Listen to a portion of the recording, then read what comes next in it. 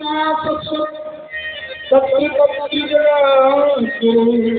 भवतो दर्शनमियस्या पुनर्भवदर्शन।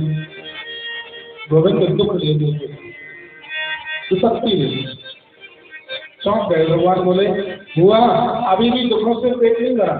आज समय में विधवा हो गई, छोटी उम्र की, पूरे जीवन बच्चों के साथ छल कपट हुआ, जीवन भर बच्चों के साथ जंगल में भटकती रही, कंकरीले कटीले मार्ग पर चलती रही, और आज जाकर के सुख देहली पर चल करके आया, तुम्हारा बेटा राजा बना और आज फिर दुख मांग रही।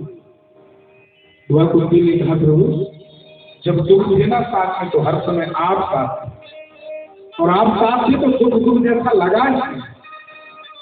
राजी सुख आया, मेरा बेटा राजा बना, राजी आप हमको छोड़ करके जा रहे हैं। हमें वो सुख नहीं चाहिए जो आपसे दूरी करा। सुख के माथे तिल पड़ो जो भगवान नाम बिसराय, बलिहारी वात की जो पल पल नाम रटाय। और हकीकत ये है बंधुओं के दुख में भगवान याद आते, सुख में कोई भगवान को याद नहीं करता। लेकिन भगवान के पास दुख नहीं, भगवान चाहे करके भी किसी को दुख नहीं देते। हम लोग भगवान को ब्लेम जरूर करते हैं कि भगवान की टेढ़ी नजर है, भगवान हमारी परीक्षा ले रहे हैं, भगवान ने हमको कष्ट दिया। भगवान किसी को कुछ नहीं देते,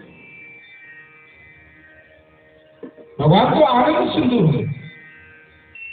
इसके बाद पांचों पांडवों द्रौपदी को लेकर के पितामह भीष्म के पास में गए, जो बाणों की क्रिया में पड़े हुए हैं।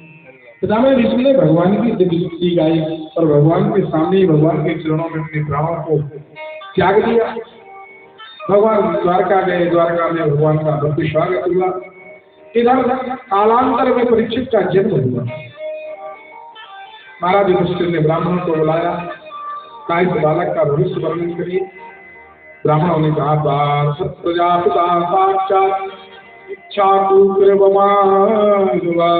ब्रह्मण्या सत्य संदस्यो राम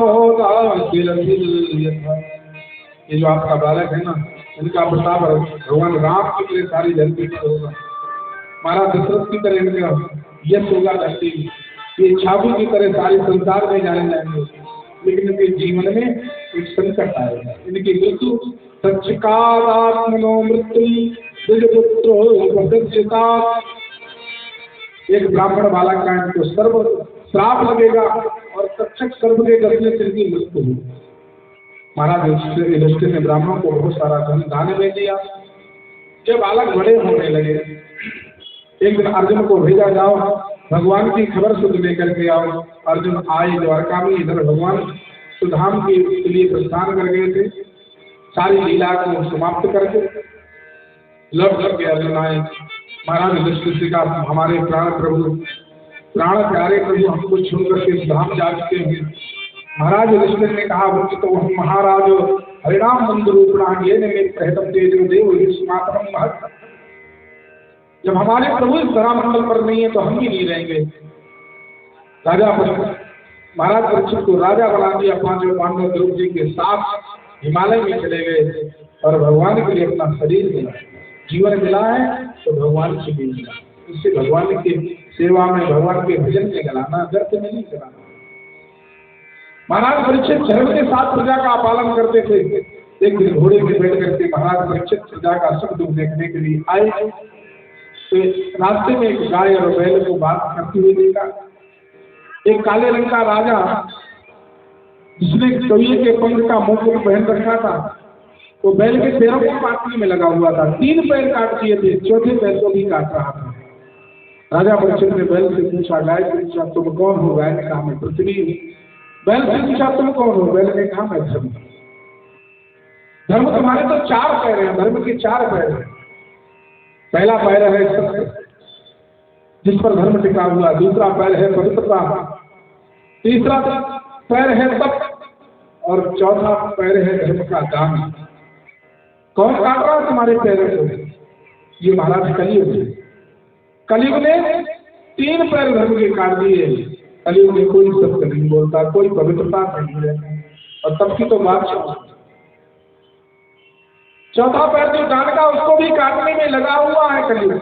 राजा परीक्षित ने तलवार निकाल ली, कलयुग को दंड देने लगे। कलयुग हाथ जोड़ करके सामने खड़ा हो गया, प्रभु तलवार आपके हाथ में, आप जब चाहो मार सकते हैं, लेकिन लाख बुराई मेरे में सही है, लेकिन कुछ गुण नहीं। क्या गुण है कलयुग तुम्हें?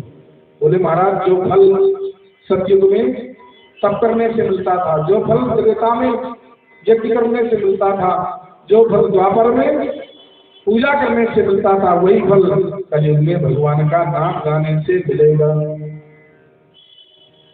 कलियोग केवल पावनी भवता। ये गुण अच्छा लगा। कलयुग हम तुमको मारेंगे। बोले महाराज तो रहने के लिए जगह बता दो। पूरी सृष्टि में घूम करके आया, कहीं रहने के लिए स्थान ही नहीं मिला। 4 जगह राजा परीक्षित ने कलयुग के रहने के लिए दी। नीतम पानम स्त्रिया सुना प्राधर्म चतुर्विधा।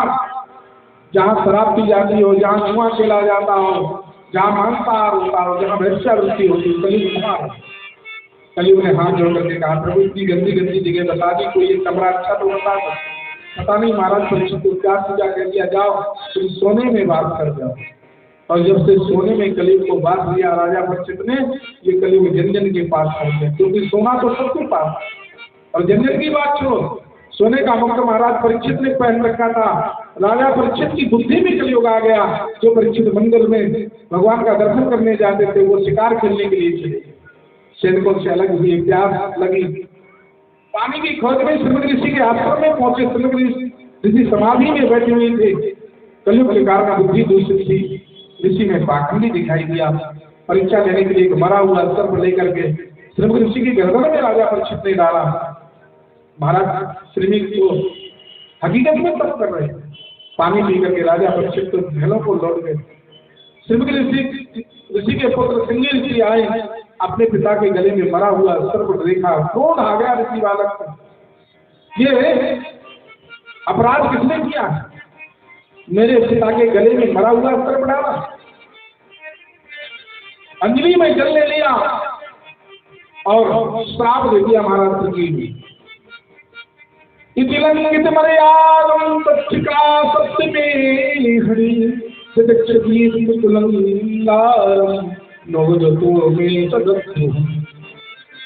जिसने भी मेरे पिता के गले में ये मरा हुआ सर्प डाला है, आज से ठीक 7वें दिन तक्षक नाम का सर्प से डसेगा, इसके डसने से उसकी मृत्यु हो जाएगा।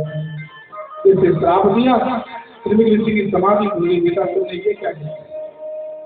आज के बाद ऐसा धर्मात्मा राजा इस धरती पे नहीं हुआ। यह अपराध तो कलयुग के प्रभाव से राजा परीक्षित से हुआ। लेकिन ऋषि बालक को, ब्राह्मण बालक को, तुम्हारा दिया हुआ श्राप असत्य नहीं हो सकता। जाओ परीक्षित को खबर कराओ। परीक्षित को खबर कराई गई। बंधुओं, जैसे राजा परीक्षित को पता चला कि मैं 7वें दिन मरूंगा, अपने पुत्र जन्मे जब वो राजा बना करके राजा परीक्षित गंगा किनारे आ गए। उस समय धरती पर जितने बड़े बड़े ऋषि मुनि थे, सब राजा परीक्षित के पास गंगा किनारे पहुंचे। एक ही प्रश्न है, राजा परीक्षित का सारे ऋषियों से जिसकी मृत्यु में कटा गई हो, उसे अपने आप के कल्याण का कौन सा साधन करना चाहिए? किसी ऋषि से सार्थक उत्तर नहीं मिल पड़ा। उसी समय सामने से भगवान सुखदेव का आगमन हुआ। तत्रा भगवत भगवान जात पुत्रो विद्रक्ष्यागाममानो निपेक्षा अलक्षिंगो निजलाभ पुष्पो उत्तश्वालय अवधूत भेषा। दिगंबर भेषधारी, सारे शरीर में 104 अंगुल की टोपी में, डुंगरानी अलकावती, संत जैसी ग्रीवा, बिंबा फूल जैसे ओष्ठ, कमल जैसे नेत्र, गौरांग वर्ण है जिनका, मदमस्त हाथी की चाल की तरह चलते हुए सुखदेव भगवान सामने से राजा परीक्षित को आते हुए दिखाई दिए। राजा परीक्षित ने सुखदेव भगवान का दर्शन किया।